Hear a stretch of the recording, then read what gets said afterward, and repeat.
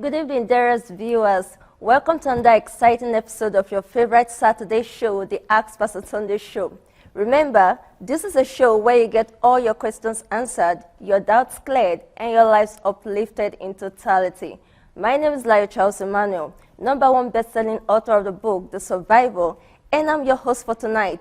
Tonight, I'm sitting with my father, my coach, my pastor, my mentor, my boss, my friend, a legend whom myself and several others fail to describe with words accurately. We fail to describe him with accurate words because of the huge impact he has made in our lives. And I always tell my friends and the people around me that this is the greatest secret. Pastor Sunday Adelaja is the greatest secret the Africa continent is yet to unravel. So tonight, he's seated, ready to answer questions on any area of life at all you may have. But before we progress, I'd love to quickly remind you, please look for the share button to this video you're watching. That's right. Please look for the share button to this video you're watching right away and click on it. Give a friend, a brother, a sister, give a stranger an opportunity to get blessed with the words of wisdom that Pastor Sunday will be dishing out with the answers and solutions he will be preparing tonight. So have you clicked the share button to this video? If you have not, I'm waiting for you just a moment. Thank you for doing that. I know some of you are doing it. All right. So tonight, Pastor will be answering questions on any area of life whatsoever you may have. Are there questions troubling you? Are there things you require answers and solutions to? Quickly send those questions right now to pastor@sundayadelajablog.com, or you can even post your questions under this video.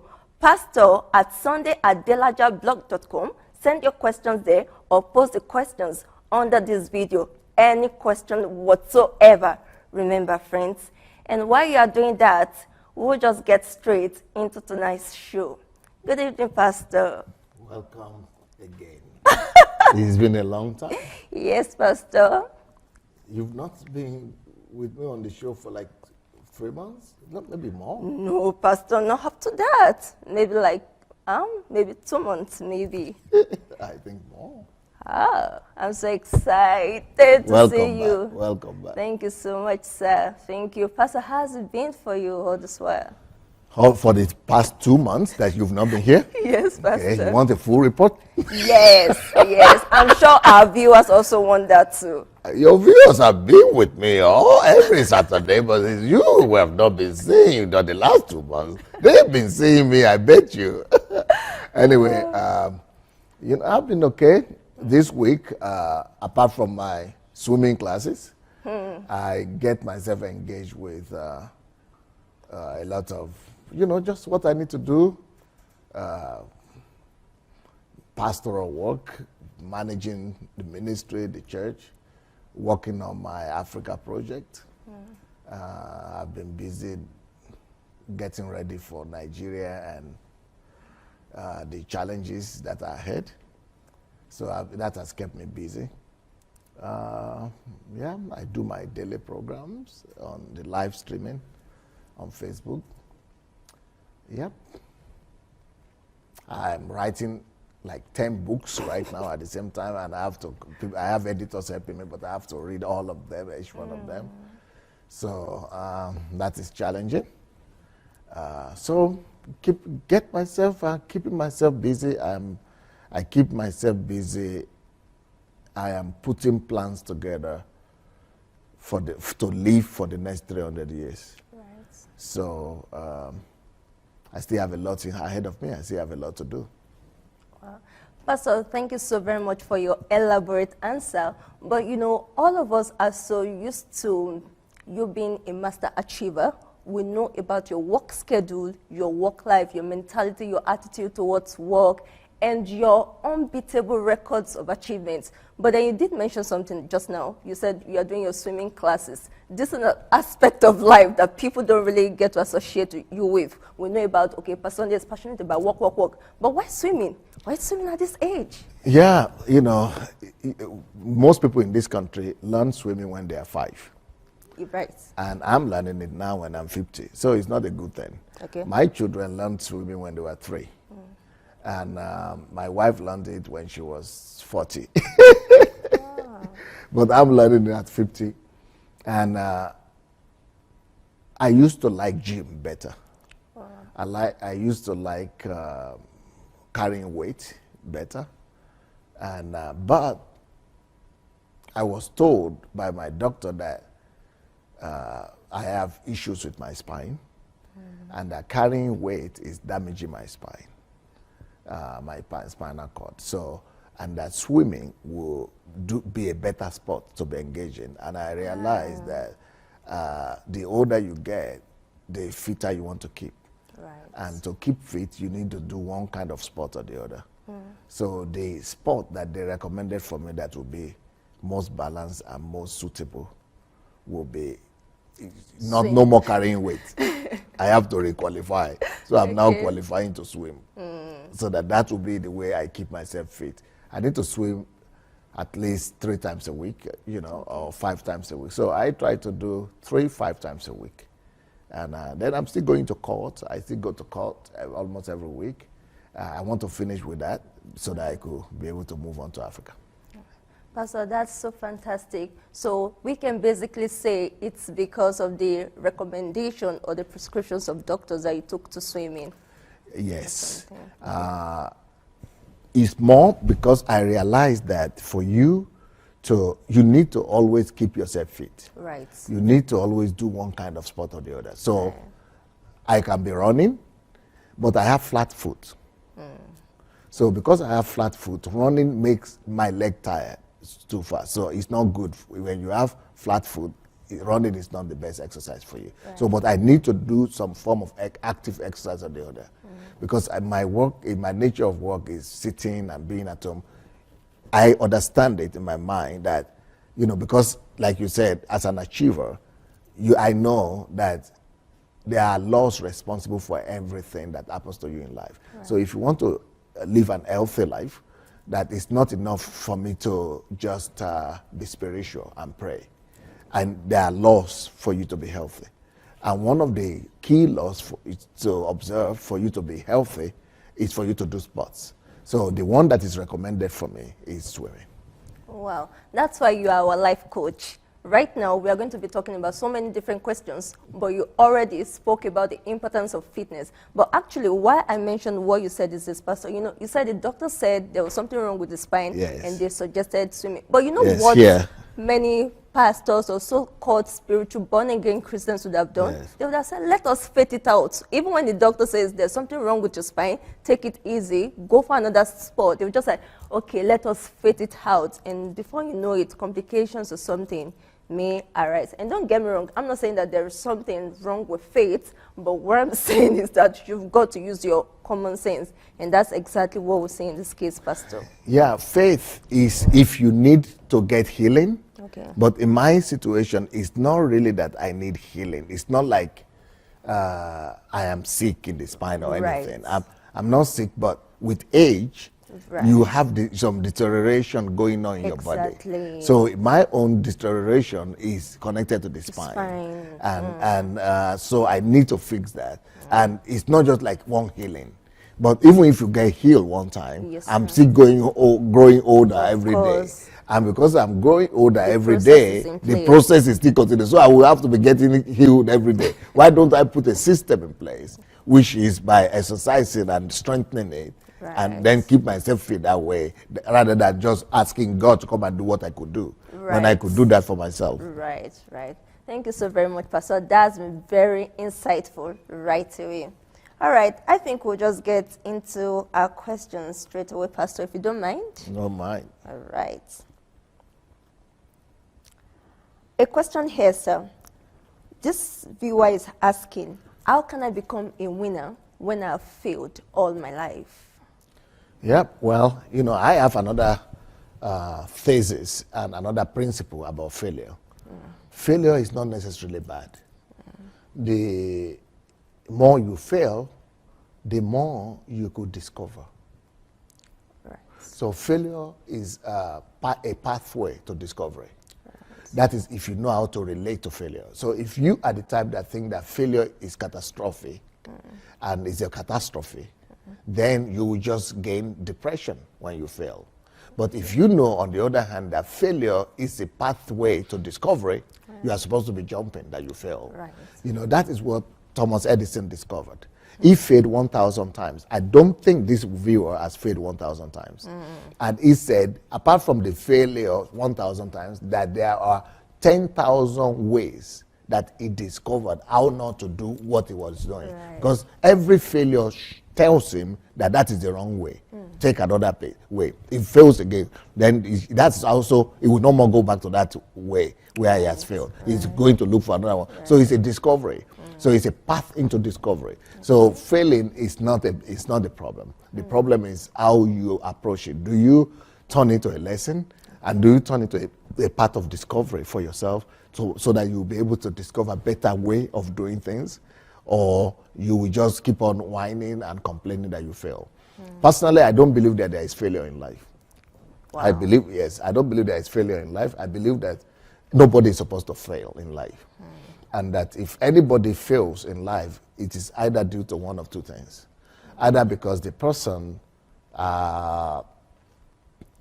does not know the laws of life and the principles of success, or the person is not willing to pay the price that success requires.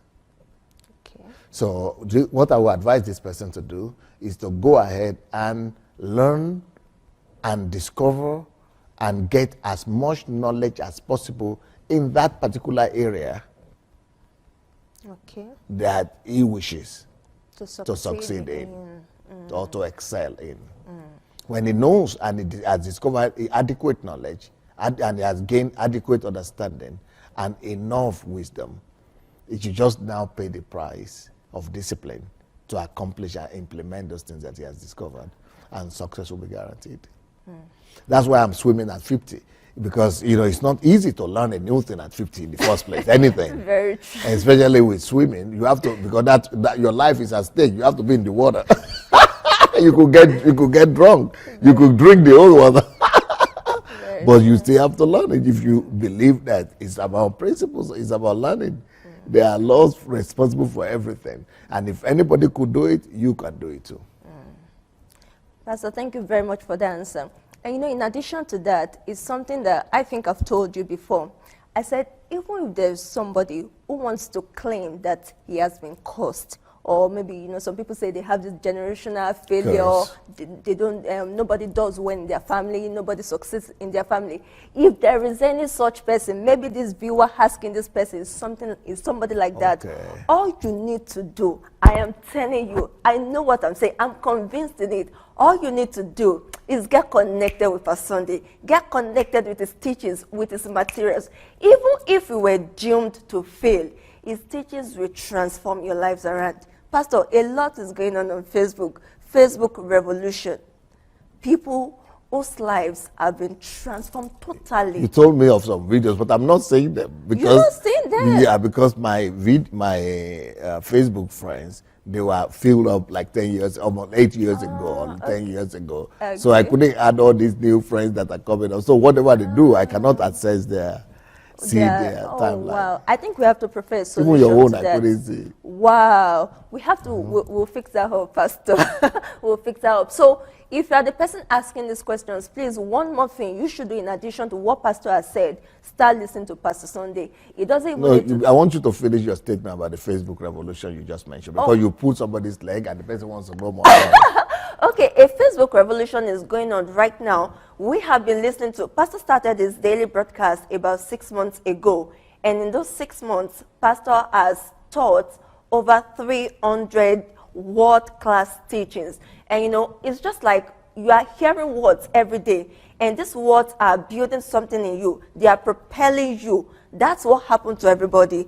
The more they kept hearing these words, they just felt like, boy, we've got something to offer our world. We've got to They've been empowered. They've been empowered, so they could not keep quiet. So right now, all your followers on Facebook, what they are doing is that they are bringing out different videos. Everybody is encouraging people. They're starting their own projects. They are starting their own projects, and amazingly, people are getting blessed. People are connected to their stuffs, and they're actually getting blessed from it. So a revolution is going on right now on Facebook.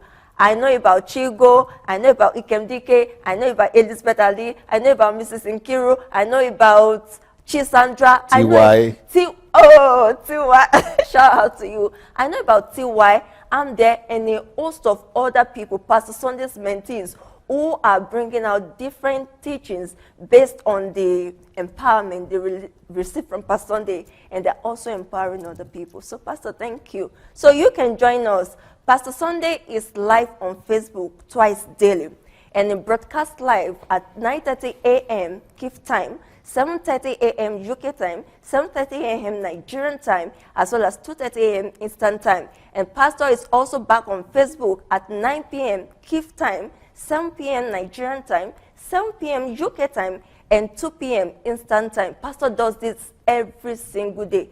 Do well to listen to Pastor's teachings. Thank you. All right, Pastor, somebody says it feels like he has been called into a full-time ministry, and he feels that it is a pulpit ministry, but he doesn't know how to start. So he's asking, should he start with seminars, with summits, or should he just start with Sunday services? Anything that will make you to connect with people is what you will use. You know, if you want to preach and start a pulpit ministry, don't wait for pulpit. You know, the only thing that is important in pulpit ministry is people. Go and find a way, any way you think is possible that will make you to connect with people. Anything that will make you to be able to make people to listen to you, not to listen to you to say that you want to teach them, but that you want to touch them with their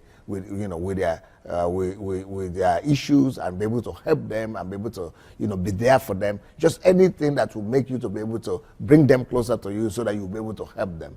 But if you are hoping to just be teaching some people and make them to gather together, that is not going to be very successful. Look for a way to bless people, to help people. Even if it is going to carry their bags for them or remove their baggage for them or their trash for them, do it. Anything that will bring you closer to people, that's your stage. Wow, thank you. And that was how you started out, Pastor. You said you went to the ghettos, the gutters, and the lives of the people you change today. Amazingly, they are the big people who are influencing the nation of Ukraine today. Many of those people who used to be drug addicts, prostitutes, drunkards, many of such people, right now, they're in the government, they're influencing. Some of them have civil society movements, some of them have different projects, and they're actually influencing Ukraine. Yeah. So thank you so very much for living what you preach. Thank you. Another person here is so blown away by the fact that you raised 200 millionaires in your church, and he says he has a vision to raise 10 millionaires within the next 10 years. So he wants to find out, is it 10 years? Within the next 3 years. So he wants to find out, what are the strategies you used? He said he believes you must have gone on some spiritual exercises. What are those spiritual exercises? What strategies did you use to raise them? First of all, if you want to become a millionaire yourself, or you want to raise millionaires, you don't need spiritual exercises. People who become millionaires, money doesn't come to people who are spiritual. Neither does money come to people who go to church. Money doesn't even necessarily come to people who pray. Neither does money come to people who are educated. Money will not necessarily come to you because you are a businessman. Neither will money come to you because you are good. So money doesn't come to good people. Money doesn't come to Christian people. Money doesn't come to prayerful people. If that had been the case, Bill Gates would have been a son of the greatest prayer warrior in town. Or he would have been the head of a missionary service in one church or the other. And Warren Buffett maybe could have been, the biggest missionary in town. Right. But they are not. Why? Because money answers to laws. Right. Laws. So I will advise that person to go ahead and look for my book, Money won't make you rich. Right. If he goes on the internet, he can find it. But not just on the internet. In any Christian bookstore, either in any country of the world, you can find that book. Right. Money won't make you rich. But you could also go to my blog, sundaydelajablog.com, and there is video blog there. All the list of my series that I've done are there, including the financial series or the loss of money. Right. And there are 51 messages, there are 51 hours of teachings on how to make people millionaires, on how to become a millionaire yourself. So that person could go and apply. Those are just free of charge. Thank you so very much. Couldn't have been better said. All right, so the next person says, you emphasize on the kingdom message, and it says it feels like many preachers around today, they talk about the gospel of salvation, people winning people to Christ, people having a relationship with Christ. Now, why is it that you emphasize on the kingdom message the way you do? And also, if the kingdom message is so important, why is it that it's not mentioned in the New Testament so much? I'm very sorry for the person who is answering that question. And because that question reveals a level of ignorance that is alarming to me. Wow.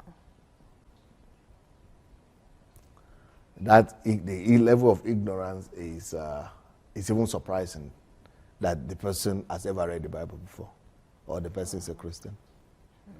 75% of everything Jesus ever spoke about was about the kingdom. 75. Wow. 75.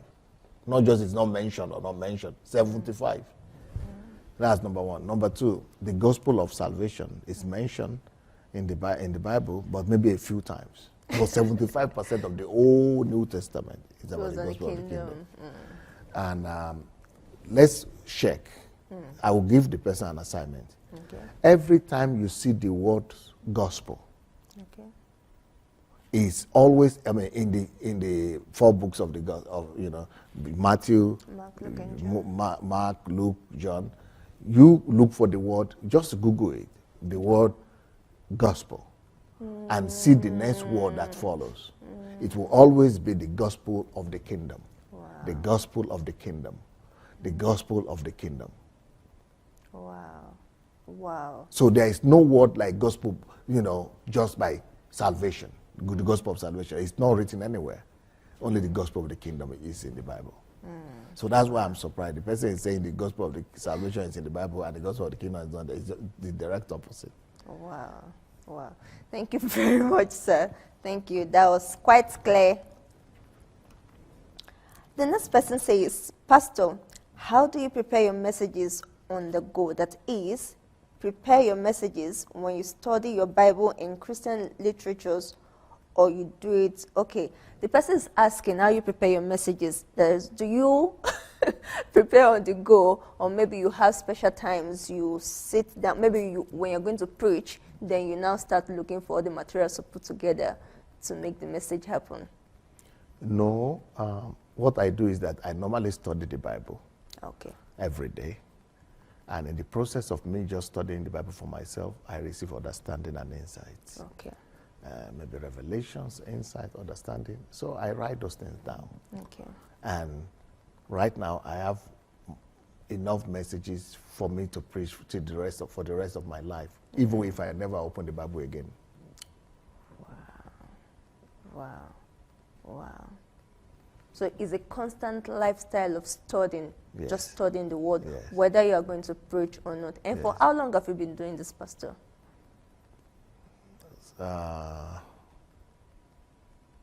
Since 89. Since 1989. Yeah, maybe 88, yeah. Oh, God. That would be like since 28 years. Yeah, something like that, Pastor. Yeah. Wow. Wow. So you can say you're a fully prepared man. That's why I'm coming every day, twice a day. I'm Twice saying a something day. new every day. Yeah, because actually I like the question this person asked, because I also wonder myself, I know a little about your schedule, and I know there's no time for you to actually sit down, maybe 6 hours or something, studying or something, but then you come every day and you give us word class teaching, things that will improve our lives, nuggets. That, you know, some people, I do hear some speakers say when they want to speak or something, they actually prepare for as much as 6 months. And I'm wondering, Pastor Sunday preaches twice a day. So this is the secret, basically. I used to do exactly the same thing. When I just Really? started as a preacher, I used to, if we need to preach at 6 o'clock today, by 12 o'clock, I lock myself inside. So I need 6 hours to get ready, to prepare my message and things like that, and pray. No, I Pastor, they do said that. 6 months, not 6 6 hours. months. Oh. 6 hours for one teaching or okay. message. Yeah. Some people use a week. Most preachers, they spend the whole week preparing for the Sunday service. But that's because some of them have not prepared ahead. Yes. But I've prepared ahead. And besides the one of studying the Bible every day, you know, I was doing Alone with God for 15 years straight. And all that time when I'm alone with God, no human being around, just lock myself inside. I was always there with God and with the Bible. So I had so many messages already. Wow. Prepared. Thank you. That's a paradigm And shift. I don't stop. I'm still preparing them up to now. Wow, that's a paradigm shift, because I think the person is asking for himself. He says, please give me the paradigm. So he understands now that it's a consistent lifestyle of studies. Thank you very much, Pastor. Hi, Pastor. Some of the most successful guys in the world today are university dropouts. Is it okay for me to drop out if I know that I'll be better off developing my own projects rather than wasting time in class?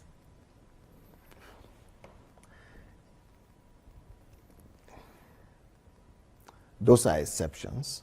Okay. That's not the rule. If you could still keep on to get a degree or diploma, I would advise you to finish your education. But if you are very sure that you'll be able to use your time better, and you are very certain that your time on your own, managing your time, will make you to be much more successful, and you are sure of your success, maybe it's something you want to try. Dropping out of the university. You know, everything is possible. You can also tell people never to do something if they are convinced. Well, all right, Pastor, so can we have an estimated period of time when you will likely be in Nigeria? Next year I'll be in Nigeria for sure. Next year. Wow. That is an estimated period of time. By the grace of God, I hope to be in Nigeria next year. Okay, Pastor. And with the team you are building and everything, how is it going? And Everything is going perfectly well. We are getting more people from all over the world all the time, so good. Wow, thank you. Nigerians, watch out. There is hope again for our country. Pastor Sunday is coming to Nigeria next year, not just him alone, but with an amazing team of people. Some of them are professionals, some of them are artisans, some of them are experts in one area of life or the other. But everybody has some value, some sort of value to offer to the nation of Nigeria. So get ready. We will smile again in Nigeria. And of course, if you want to join pastors Nigeria Transformation Project for Nigeria, go to sundayadelajablog.com/Nigeria. Right there, you'll find every information you need to be a part of this team that Pastor Sunday is taking to Nigeria to transform Nigeria, but not just Nigeria right now, but the whole nation of Africa, the whole continent of Africa. Right, how can I build a personal development program for myself? I have tried, but it doesn't work out. Simple. Make sure that you put a target before yourself to maybe do self-education for a certain, like for example, I make sure that I do self-education minimum 3 hours a day. So, you know, it's either by reading or by listening or by, but even I go to 6 hours a day sometimes.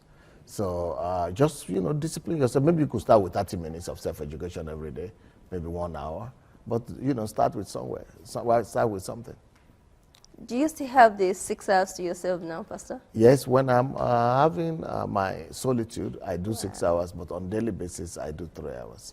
Wow. Thank you, sir.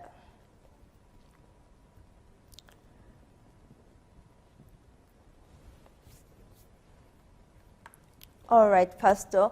So while we're waiting for more of our viewers to send us questions, I think that which book are we expecting you to release next? The next book is going to be a book that is called Insulted by Ungodliness. That's the title of the book. Pastor, can you give us snippets from the book? Oh, the book is going to be very rich. Okay. The book is going to be very challenging. The book starts with Malala, the Pakistani young girl that was shot and was had an attempted murder on her life because she started a campaign against the Muslim fundamentalists in their country, because the Muslim fundamentalists in that area of town, of the state, the province where she comes from in Pakistan, they declared girls' education illegal. Wow. And they were trying to stop all girls from going to school, just like Boko Haram. So, and then this lady started a campaign. This girl, she was 11 years old then. Wow. At 11 years old, she decided to stop the fundamentalists because she was insulted by what they were doing. She was insulted by ungodliness.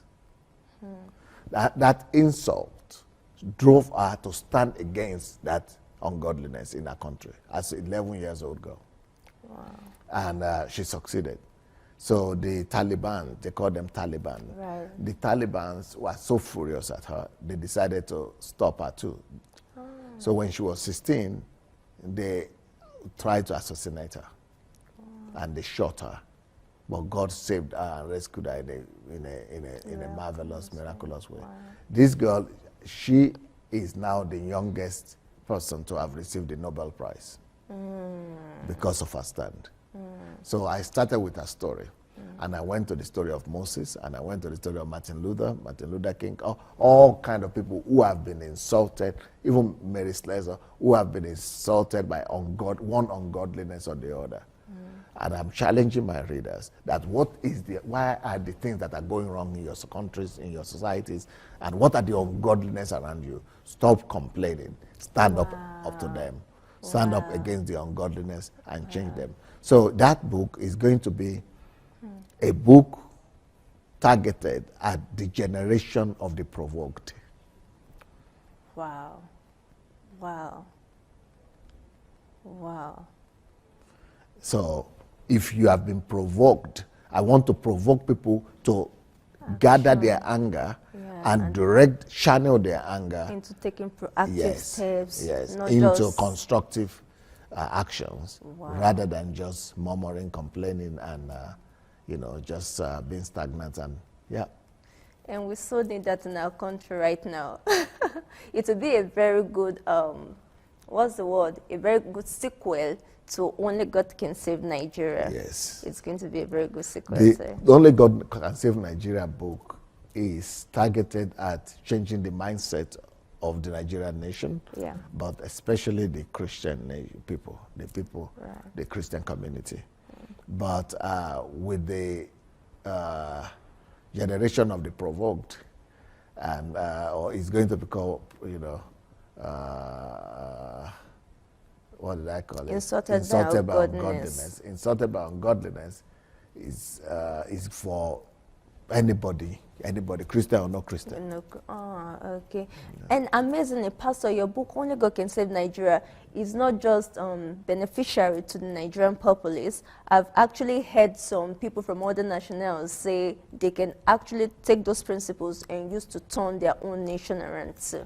Yes, actually, to support what you are saying, tomorrow is Sunday. Okay. Like tonight, every Saturday evening, I don't preach, I have testimonies. Right. So tonight we are going to have a testimony, from some of my pastors, that they are going to be giving their testimony tonight. But tomorrow evening, which is Sunday, I'm going to be dedicating that whole program to that book, Only God Can Save Nigeria. Wow. Because there is a pastor, a minister in my house right now who is from Uganda and got that book. Okay. And even though I said Only God Can Save Nigeria, and he's from Uganda, but he read the book, and when he read the book, he said, this book is for my country. It's for Uganda. Wow. So he wants to come on the program tomorrow and dissect the book and tell us how much the book has changed him. In fact, it's going back. In fact, he's been here now. He's just doing solitude. That's why you've not seen him. He just locked himself up, solitude, reading the book and building strategies to go back to Uganda to be able to take on the political and socio-economic challenges of his country. Wow, fantastic, fantastic. Nigeria will be changed. The whole of Africa will be changed. Pastor, thank you so very much. So tomorrow he will be coming okay. with his testimony, talking just about the book, how the book has changed him, challenged him. That's for the evening session, yes, Pastor, 9:30 p.m. Yes. Nigeria, Ukraine time, yes. 7:30 p.m. Nigerian time, yes. 7:30 p.m. UK time. No, not 7:37. Oh, 7 p.m. UK time, 7 p.m. Nigerian time, and 2 p.m. Eastern time. Yes. All right, so it's for Only God Can Save Nigeria tomorrow. Yeah, tomorrow evening. All right, Pastor, we can't wait. Yes. We can't wait. One of our viewers says, you said 50% of people should not get married. So the person wants to know, how would he or she know if they are among the 50%? I don't know if the person is a male or female, but how will I know if I'm in that group? By your preparedness. Marriage is not for everybody. Marriage is, everybody can potentially marry. Everybody can potentially marry, but not everybody will be prepared or is prepared to marry. Okay. For example, some people could say, I'm not ready to be living for another person. Or to be, I've not finished minding my own problems. I don't want to mind the problem of, I don't want to live for the problem of other people. Right.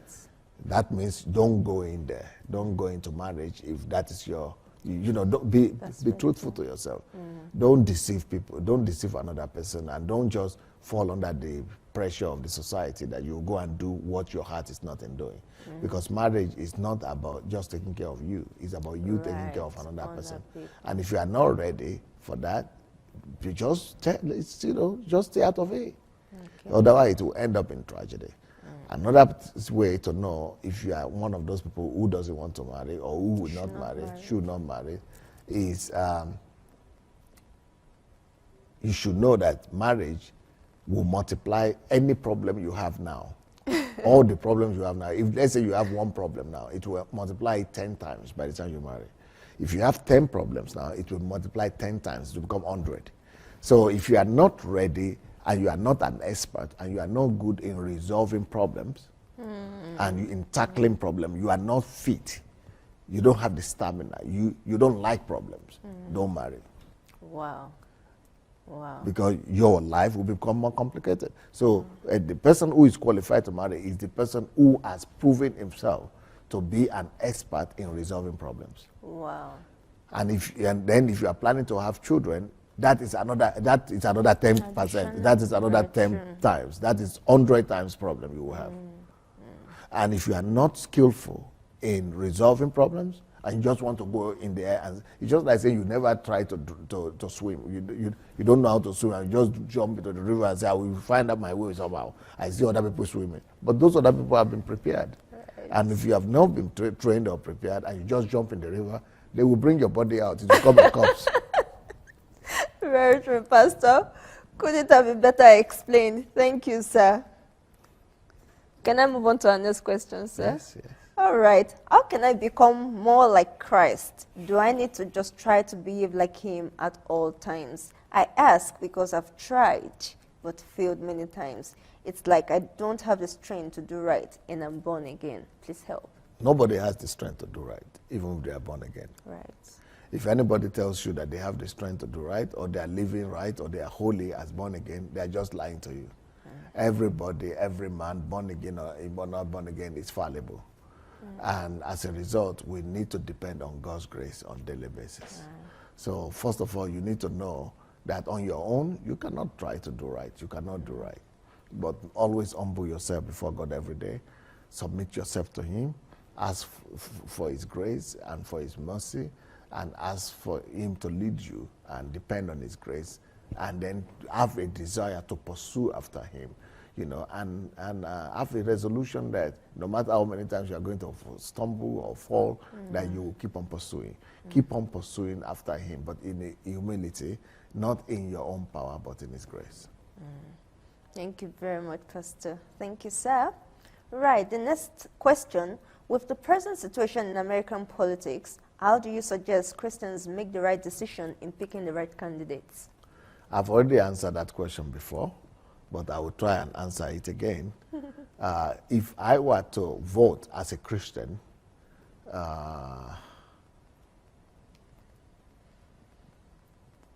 and just vote blindly, not using my head and not applying my mind, which is a terrible thing to do, then I will vote for Donald Trump. Just because he is campaigning on the platform of what many Christians stand for. He is against abortion. He's against gay marriage, legalizing gay marriage, abortion, and he wants to defend the interests of the Christians. Only for that, I will, but that is a sentiment kind of voting. Sentimental. So sentimentally speaking, I will vote and support Trump. But that is if I'm going to use my bias and sentiment as a Christian. But if I'm going to vote as a human being, thinking human being, as Homo sapiens, as a logical person, and as a thinking person, I will vote for Hillary Clinton. And the reason I'll vote for Hillary Clinton is because I know what to expect from her. The enemy you don't know is more dangerous than the one you know. And the enemy you know, at least, is safer because you know what to expect from him than the one you don't know. I think that Trump is an enemy that nobody knows yet. And with Clinton, she's an enemy that at least we know what to expect from her. We know that she will support gay marriage. We know she will support abortion. But we know that it will just be the same thing as with what we already have. So at least there is a kind of predictability. Well, with Trump, nobody can predict anything. It could go either way. That is number two. Number three, for Christians who are just saying, how could you even think of voting for Hillary Clinton because of abortion and because of gay marriage? To a large extent, it is hypocrisy. So Christians who are saying that they are voting for Donald Trump because of abortion and something, it's not true, because it's not going to be able to do anything much. Presidents don't decide everything in America. For example, we had a president who was a Christian too, and who was voted in on the basis of the fact that he was against gay marriage and he was against abortion. That was Bush Jr., George Bush Jr. But he didn't stop it. He only, removed financing for some partial abortion, but abortion was still legal. Abortion still continued, and he couldn't stop the gay. Just nothing changed. And and Trump is not going to be able to reverse and change everything. Very true. He could try, but the American situation is so complex because he has to take the Supreme Court decision, and a lot of the decision that he's trying to take, the Senate and the Congress, all of them have to support him, and for him to get the majority is going to be tough for him. So it's going to be the same thing. Everything is going to remain basically the same thing. For him to be able to change all those things that Christians are campaigning for, he needs to become a dictator or authoritarian person. And he has to, for that to happen, he has to violate the Constitution of America as well. And he's already saying now in his campaign that, okay, he's going to go to the states and all that. So it's already shifting a little bit from his rhetoric of, against abortion and gay. It's not going to be easy. The gay people are going to fight him if he says he's going to ban gay. And abortion, women are going to fight him. Right. And there is almost nobody will survive it as a president in America if those two people begin to fight him. So, it's just an emotional decision to try to vote for Trump, saying that he's supporting Christian values. If you were the one that asked that question, I don't know what else you want to hear, but this is as explicitly clear as it can ever be. So there you have your answer. Pastor, somebody wants to know how they can get hold of your recent books on the bookshelves in Nigeria. They said many people are not able to get from Amazon or Okada. But I think they can get from Okada, Pastor. Maybe will you tell them about that? All right. They want a paper book, I think. They want. The Okada doesn't supply the paper book. So, Pastor, what? But at least let them know about the Okada. Okay. So, if you are a resident in Nigeria or Africa, I think. Or Africa, yes, and you want to get hold of any of Pastor's books, please kindly go to okadabooks.com. Okada, O-K-A-D-A, books.com. You'll get access to any of Pastor's books right there. A lot of people have been getting the books, and they're even leaving reviews where they got the books from. So kindly get the books from okadabooks.com. Any of Pastor's books are all. And as you go through the books, any thoughts that come into your mind, please kindly go back to that same Okada books and leave your comment on there. We would love to see your reviews. Or Amazon. If you get the book from Amazon too, as you read the book, as you get blessed, as you get inspired, don't forget, go back to Amazon. If you get from Okada, go back to Okada books, leave your thoughts, leave your reviews. We will be glad to have them. All right, so but the books will soon be in Nigeria in paper. They will soon be in Nigeria in paper. All maybe right. in the next 1 week or two it will be there. Which of them, Pastor? Only God can save Nigeria. Only God can save Nigeria. Nigeria and the leadership question. Yes, all of them. Who am I? Yes, all of them. All the new ones, right? Okay. Thank you, sir. So I know I should be reading my Bible, but I start in Genesis and I find that I don't understand much of it. What do you recommend for a beginner who wants to study God's word? If you are a beginner, I would recommend you to go to the book of John. Start from chapter 1 there. And just go gradually. And you don't need to read a whole chapter at a sitting. Read maybe 5 verses. If you think you could go more, go another 5. Take them 5 by 5, 5 by 5. So if you feel that that's enough, but make sure that you meditate on those verses and you understand them and you try to ask yourself, how could I apply this? And how could I apply this? And so pay more attention to reading less and applying more. Pay more attention to application and how you could use the little portion you will read to change yourself, to transform you, rather than counting how many chapters you have read. The idea is not to finish reading the whole Bible. The idea is to be transformed by the Bible. Thank you very much, Pastor. So which of the Johns, the one after Luke or? The Gospel of John is only one. Okay, the Gospel of John. All right, thank you very much. So here's John after Luke, not 1 John, 2 John, oh, right, John after Luke. Okay.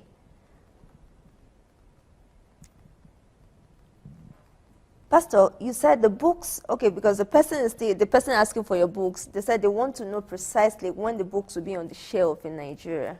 Do we have? In the next 2 weeks, it will be there. In the next 2 weeks? Yes. All right, so in the next 2 weeks, if you ask that question, the books will be on the shelves in Nigeria in bookstores, I think. Another question, sir. I read from the Old and New Testament each day, but I'm amazed at how people in the Old Testament can see so many miracles and still be disobedient to God. How can this be? So that it will be a lesson to us that we are not supposed to follow after miracles. Okay. And that miracles will not bring you salvation, and that miracles will not lead you to heaven. And that miracles is not even for believers, it's for unbelievers, to just bring them to Christ. We are supposed to live by principles, not by miracles.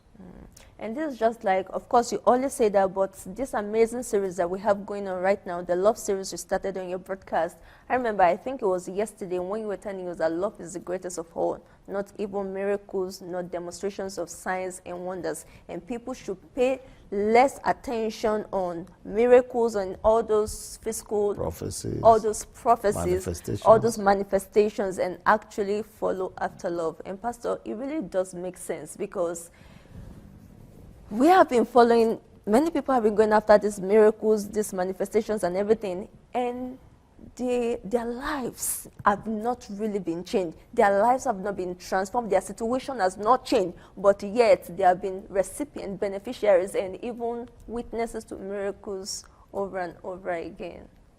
Yeah, that's what happened in the Old Testament. They all saw the miracles. They saw the Red Sea parted. Yeah. They saw manna come from heaven every day. Quails, wherever the birds were coming from. Quails were coming from heaven every day. They were eating them, but they were not being changed. They were still provoking God. Wow. So it's just like a repetition of what has gone on in the Old People Testament. get used to everything. Wow. Yeah.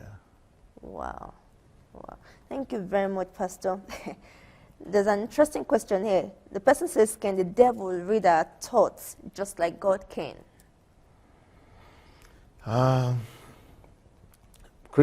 Most Christians believe that it cannot, but I think it does. Otherwise, you will not be able to put bad thoughts in your mind. Okay, so that's... I only know that God will not judge you for your thoughts, I suppose. But, you know, who knows? Yeah.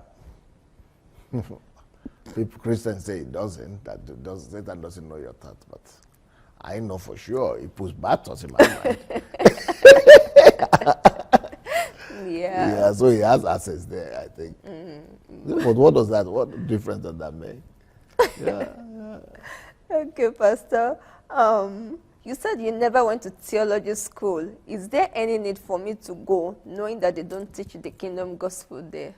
Somebody's asking. It depends on your strength. If you feel that you have the energy to self-educate yourself, if you feel that you have the energy and the passion to do self-education on a continuous basis and to be able to discipline yourself to study, then you might not need to go to a theological school. Okay. But if you really want to be versed in the Bible and you want to know, different aspects of Christianity and the tenets of Christianity, and really, you still need to, it will be better for you to go and study it if you have the opportunity. But I studied it myself on my own. Okay. But it takes discipline, because I just needed to find out what the history of Christianity is and what Christians believe, and so I did it on my own. Okay. But it depends on your ability to organize yourself. Well, I think the person is asking with respect to the kingdom gospel. He says he knows that they don't teach the kingdom gospel there, so is there any need for him to go? Yes, because that's not the only thing that you need to know. Okay. It's not only the gospel of the kingdom you need to know. You need to know a lot of other things. You need to know the Old Testament. You need to know why, what led to what. You need to know a lot of aspects of Christianity and the world, and even you need to know what the enemies are thinking, and you need to know what religion is thinking, what are the things that are wrong with the church and now and in the past, the history, So you still need to study them either on your own, and the theology, the gospel of the kingdom, you need to study that on your own, even if you are not going to get in a Bible school. Okay. Thank you very much. I'm sure the person got his answer from that. All right, sir. Why did God allow polygamy in the Bible? The Bible, Jesus gave the answer to that. He said because of our the stubbornness of our hearts, because of the hardness of our hearts. If you want to look for natural explanations, number one, polygamy allows for it's like a natural cure for the problem of lust, and it's a natural cure for the problem of unfaithfulness. It's a natural cure for the problem of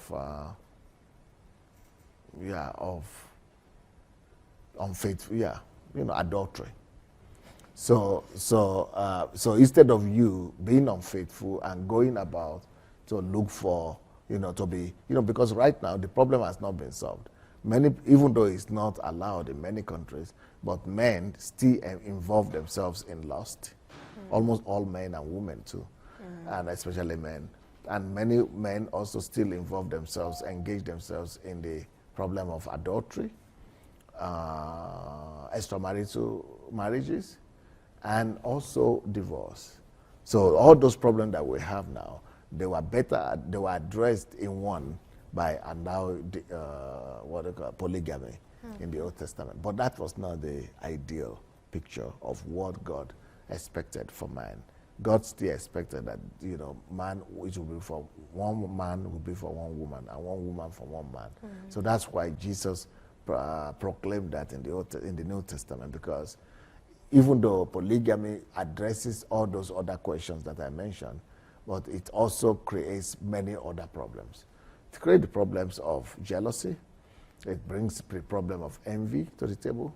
It also brings in the problem of commitment.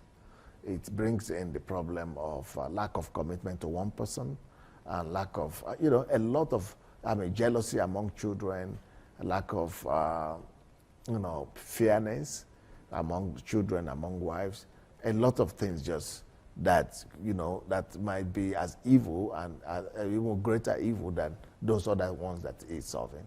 So many more complications. Wow. All right, so Pastor, this brings us to the end of tonight's show.